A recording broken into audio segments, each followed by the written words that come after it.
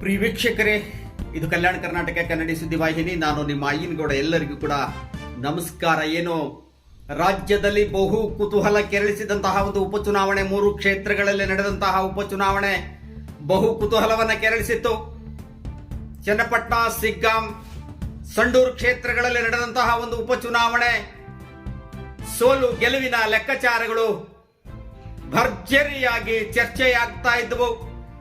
ಎಲ್ಲ ಪಕ್ಷಗಳಿಗೂ ಕೂಡ ತಮ್ಮ ತಮ್ಮ ಕ್ಷೇತ್ರಗಳನ್ನು ಉಳಿಸಿಕೊಳ್ಳುವಂತಹ ಒಂದು ಪ್ರತಿಷ್ಠೆಯಾಗಿತ್ತು ಉಪಚುನಾವಣೆ. ಸಂಸದರಾದಂತಹ ಬಸವರಾಜ ಬೊಮ್ಮಾಯಿ ಅವರ ಸಿಗ್ಗಾಂ ಕ್ಷೇತ್ರದಲ್ಲಿ ತಮ್ಮ ಮಗನ ಸ್ಪರ್ಧೆಯನ್ನ ಮಾಡಿದ್ರು. ಆ ಸ್ಪರ್ಧೆ, ಅದರ ಗೆಲುವು, ಒಂದು ಬಿಜೆಪಿ ಅಭ್ಯರ್ಥಿಯ ಗೆಲುವು ಪ್ರತಿಷ್ಠೆಯಾಗಿತ್ತು ಎನ್ಡಿಎಗೆ. ಅದೇ ರೀತಿಯಾಗಿ ಕೇಂದ್ರ ಸಚಿವರಾದಂತಹ ಕುಮಾರಸ್ವಾಮಿ ಅವರ ಪುತ್ರ ನಿಖಿಲ್ ಕುಮಾರಸ್ವಾಮಿ ಅವರ ಗೆಲುವು ಕೂಡ ಪ್ರತಿಷ್ಠೆಯ ಕಣವಾಗಿತ್ತು ಎನ್ಡಿಎಗೆ. ಸಂಡೂರನ್ನ ಉಳಿಸಿಕೊಳ್ಳುವುದು, ಸಂಡೂರು ಕ್ಷೇತ್ರವನ್ನು ಉಳಿಸಿಕೊಳ್ಳುವಂತಹದ್ದು ಕೂಡ ಕಾಂಗ್ರೆಸ್ಗೆ ಬಹಳಷ್ಟು ಪ್ರತಿಷ್ಠೆಯಾಗಿತ್ತು, ಪೈಪೋಟಿಯನ್ನೊಡ್ಡಿತ್ತು. ಆದರೂ ಕೂಡ 3 ಕ್ಷೇತ್ರಗಳಲ್ಲಿಯೂ ಕೂಡ ಕಾಂಗ್ರೆಸ್ ಗೆಲುವನ್ನು ಸಾಧಿಸುವುದರ ಮೂಲಕ ವಿಜಯದ ನಗೆ ಬೀರಿದೆ. ಏನು 3 ಕ್ಷೇತ್ರಗಳಲ್ಲಿ ಕಾಂಗ್ರೆಸ್ ಅಭ್ಯರ್ಥಿಗಳಾಗಿ ಸ್ಪರ್ಧಿಸಿದಂತಹ ಅನ್ನಪೂರ್ಣಮ್ಮ, ತುಕಾರಾಂ, ಪಠಾಣ್, ಯೋಗೇಶ್ವರ್ ಅವರೇನೋ ಒಂದು ಕಾಂಗ್ರೆಸ್ ಅಭ್ಯರ್ಥಿಗಳಾಗಿ ಸ್ಪರ್ಧಿಸಿದ್ರು, ವಿಜಯೋತ್ಸವವನ್ನ ಸಾಧಿಸಿದ್ರು, ವಿಜಯದ ನಗೆಯನ್ನ ಬೀರಿದ್ರು.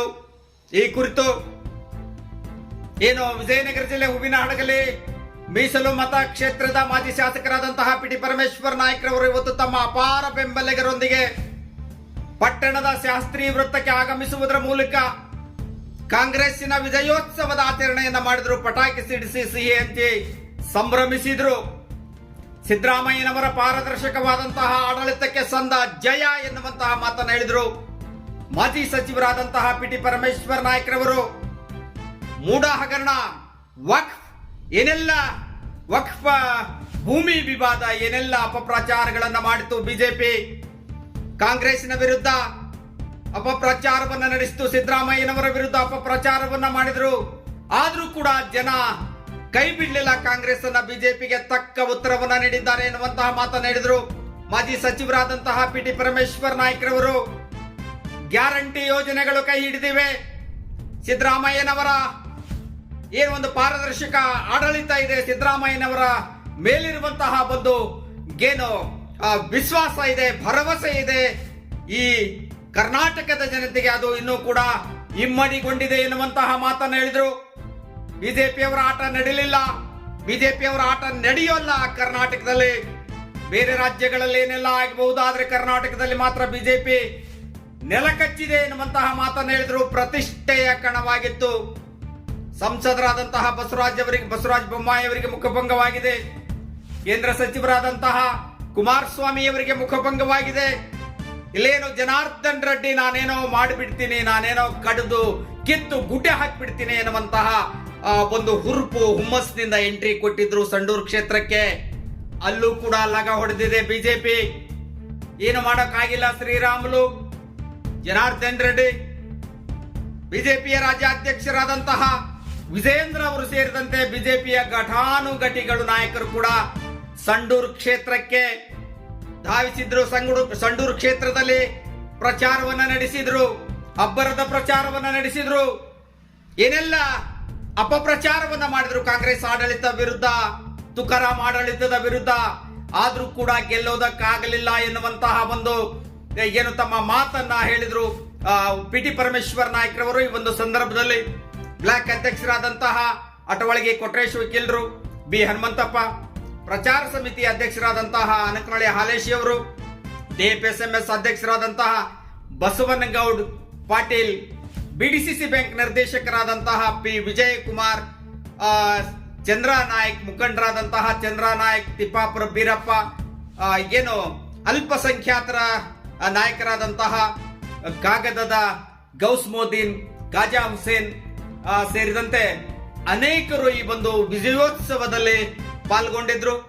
ಏನೋ ಹಿಂದುಳಿದ ವರ್ಗಗಳ ನಿಕಟಪೂರ್ವ ಅಧ್ಯಕ್ಷರಾದಂತಹ ಶಿವಕುಮಾರ್ ಗೌಡ್, ಗುರುವಿನ್ ರಾಜಣ್ಣ, ಪುರಸಭೆಯ ಸದಸ್ಯರಾದಂತಹ ಇಟಿ ಮಾಲ್ತೇಶ್, ಸೊಪ್ಪಿನ ಮಂಜುನಾಥ್, ಸರಾಯ್ ತಿಮ್ಮಣ್ಣ ಸೇರಿದಂತೆ ಮಹಿಳಾ ಘಟಕದ ಅಧ್ಯಕ್ಷರಾದಂತಹ ಬಸಮ್ಮ ಎಲ್ಲರೂ ಕೂಡ ಒಂದು ಈ ವಿಜಯೋತ್ಸವದ ಕಾರ್ಯಕ್ರಮದಲ್ಲಿ, ಶಾಸ್ತ್ರಿ ವೃತ್ತದಲ್ಲಿ ನಡೆದಂತಹ ವಿಜಯೋತ್ಸವದ ಕಾರ್ಯಕ್ರಮದಲ್ಲಿ ಪಾಲ್ಗೊಂಡಿದ್ರು.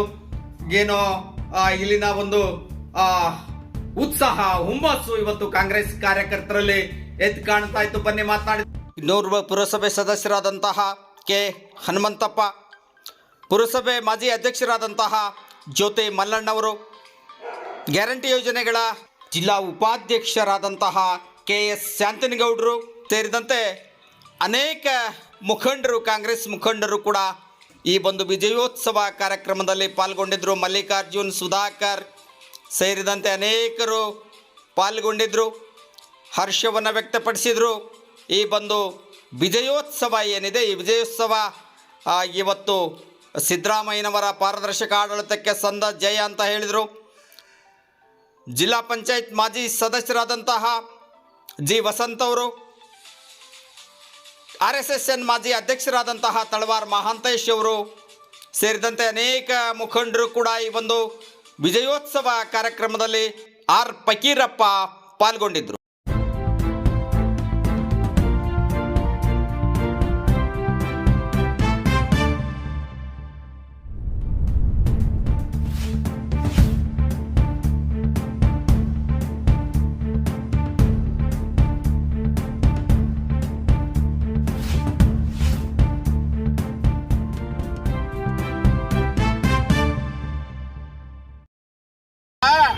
ಅದಕ್ಕೆ ಜನ ಏನ್ ಗೌರವ ಕೊಟ್ಟಿದ್ದಾರೆ ಅದಕ್ಕೆ ನಾವು ಋಣಿ.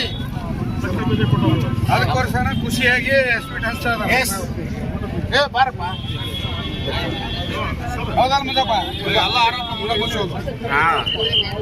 ಬರ್ರಿ. ಯಾರದ ಬಾರ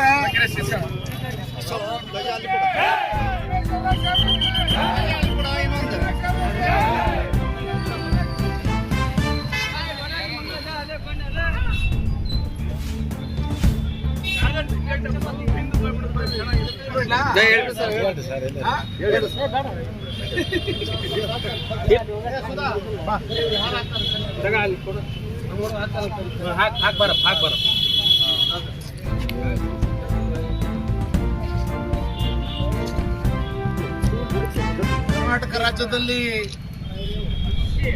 ಏನು 3 ವಿಧಾನಸಭಾ ಕ್ಷೇತ್ರ,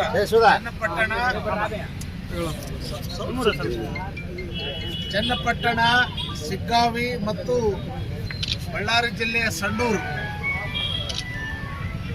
ಈ 3 ಕ್ಷೇತ್ರಗಳಲ್ಲಿ ನಡೆದಂಥ ಉಪಚುನಾವಣೆಯಲ್ಲಿ ಇವತ್ತು ಕಾಂಗ್ರೆಸ್ ಪಕ್ಷ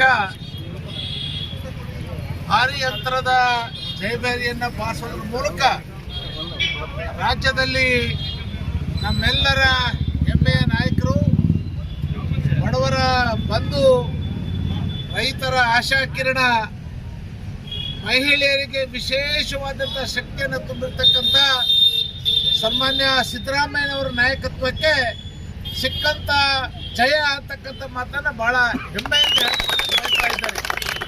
ಅದರ ಜೊತೆಗೆ ನಮ್ಮ ಕಾಂಗ್ರೆಸ್ ಪಕ್ಷದ ಅಧ್ಯಕ್ಷರು, ಉಪಮುಖ್ಯಮಂತ್ರಿಗಳಾಗಿರ್ತಕ್ಕಂಥ DK ಶಿವಕುಮಾರ್ ಅವರ ಅವಿರತ ಹೋರಾಟ, ಅವರ ಚುನಾವಣೆ ಏನು, ಅವರ ಒಂದು ಅವಿರತ ಹೋರಾಟದ ಒಂದು ಹಿನ್ನೆಲೆಯಲ್ಲಿ ಇವತ್ತು ನಾವು ಕರ್ನಾಟಕ ರಾಜ್ಯದಲ್ಲಿ ಇವತ್ತು ಹೆಚ್ಚುವರಿಯಾಗಿ ಚನ್ನಪಟ್ಟಣ ಮತ್ತು ಸಿಗ್ಗಾಂವ್ ಕ್ಷೇತ್ರವನ್ನು ಕಾಂಗ್ರೆಸ್ ಪಕ್ಷದ ವಶಕ್ಕೆ ತೆಗೆದುಕೊಳ್ಳೋದ್ರ ಮೂಲಕ ಇವತ್ತು ರಾಜ್ಯದಲ್ಲಿ ಏನು ಬಿಜೆಪಿಯವರು